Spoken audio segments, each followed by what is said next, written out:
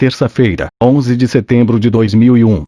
Tomado de assombro, o mundo assistiu, ao vivo, à destruição das Torres Gêmeas do World Trade Center, em Nova York, e do Pentágono, em Washington, causando mortes e destruições horror. No início daquele dia fatídico, em 3 aeroportos diferentes, Boston, Dulles e Newark, 4 aviões Boeing, 2 da American Airlines e 2 da United Airlines, todos com dezenas de passageiros e tripulantes a bordo, foram sequestrados por terroristas internacionais.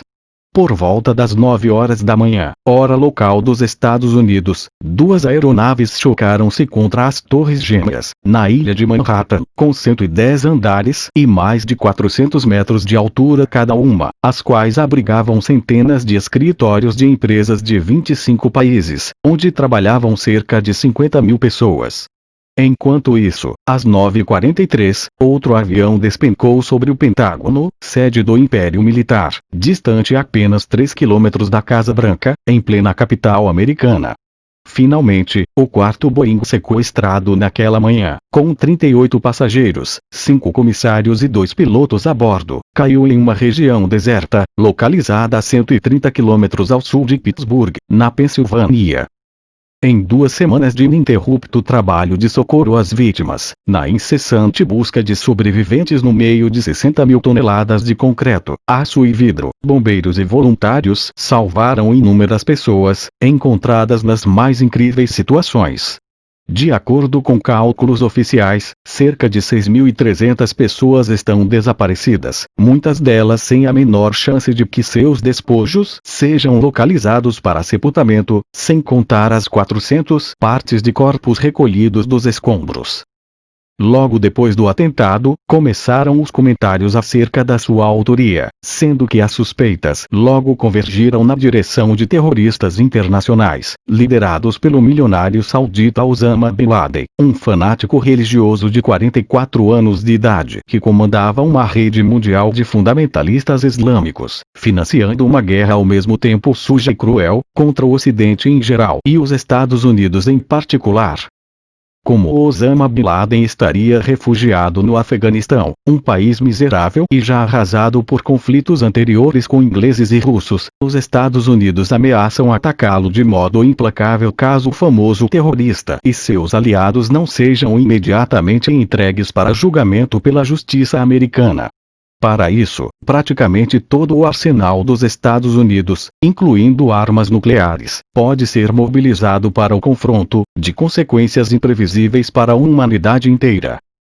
Uma provável visão espírita dos fatos do ponto de vista espírita, episódios dessa natureza não acontecem por acaso, e se Deus os permite é porque devem ter uma causa, e desde que Deus é bom e justo, essa causa também tem de ser boa e justa.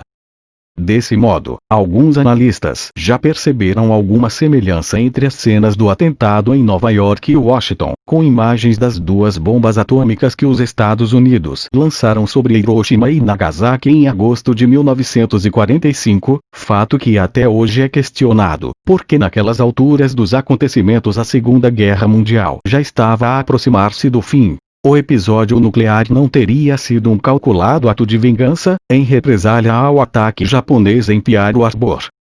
Apenas para recordar, as bombas atômicas que arrasaram Hiroshima e Nagasaki resultaram do Projeto Manhattan, nome de uma pesquisa altamente secreta desenvolvida em 3 anos durante a Segunda Guerra Mundial, traduzindo em realidade a teoria da relatividade de Einstein, no sentido de que era possível usar a energia liberada pela fissão do átomo para construir armas nucleares devastadoras. Assim, na manhã de 6 de agosto de 1945 o bombardeiro americano Enola Gay despejou sobre Hiroshima a primeira bomba atômica usada numa guerra, fulminando 80 mil pessoas no ato mesmo da explosão, sendo que depois o câncer elevou para cerca de 200 mil o número de mortos, e 3 dias depois a outra bomba, que atingiu Nagasaki, aniquilou mais 40 mil vítimas. Mas não é só a quantidade de mortes que assusta naquelas explosões atômicas, como também a forma que ocorreram, pois as pessoas que estavam perto delas simplesmente desapareceram, ficando apenas brancas silhuetas no solo escurecido, enquanto outras foram esfoladas vivas pela radiação, que avidamente devorava seus órgãos. Desse modo, sem mencionar as guerras da Coreia e do Vietnã, que também produziram destruição e mortes incalculáveis, já temos motivo de sobra para justificar o ataque de que foi vítima a nação norte-americana. Entretanto, se recuarmos um pouco mais no tempo e no espaço, certamente encontraremos as causas anteriores para as aflições dos que morreram ou foram mutilados, enquanto que outros, que não tinham encontro marcado com a morte ou com o sofrimento naquela manhã de setembro de 2001, saíram ilesos dos prédios atingidos ou foram providencialmente desviados dali, pelas mais variadas e impressionantes razões, como informa o amplo noticiário que cobre o episódio. Em suma, quando paramos para refletir como pôde o país mais rico e poderoso do mundo, com sensores e radares da mais alta tecnologia, ser atingido, no centro de sua maior cidade e no quartel-general do seu império militar, por aviões de passageiros sequestrados em modernos aeroportos, nas barbas das autoridades e por terroristas estrangeiros, só podemos inferir que quando a justiça divina vai agir, tudo aquilo que parecia claramente previsível, torna-se absolutamente imprevisível. A Terra está se transformando. Muitas pessoas costumam indagar se a transformação pela qual está passando a Terra, deixando de ser um orbe de expiação e provas para tornar-se um mundo de regeneração, de nossa parte, cremos que não podemos ser negativos, e pensarmos em um conflito nuclear capaz de destruir o planeta, porque desse modo não teria sentido aquela transformação, uma vez que a população encarnada seria praticamente destruída.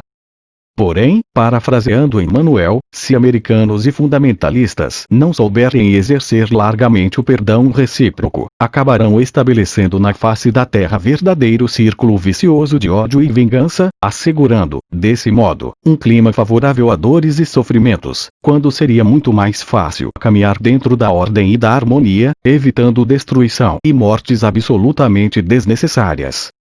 De acordo com o nosso nível de esclarecimento que estivermos nesse momento, sendo que o conhecimento nos liberta, mas também nos torna responsáveis por ajudar nessa transição planetária que estamos passando. Devemos todos, individualmente e em grupos, lançar vibrações positivas em favor das vítimas dos atentados e de seus parentes, dos dirigentes americanos e das demais potências mundiais, dos líderes islâmicos e seus aliados, a fim de que possa reinar a paz no mundo todo, favorecendo o progresso moral e espiritual da humanidade inteira. Lembrando que a natureza de Deus é a evolução e aqueles que insistirem no erro ficarão para trás, tendo que serem levados a outros mundos que ainda estão em provas e expiações.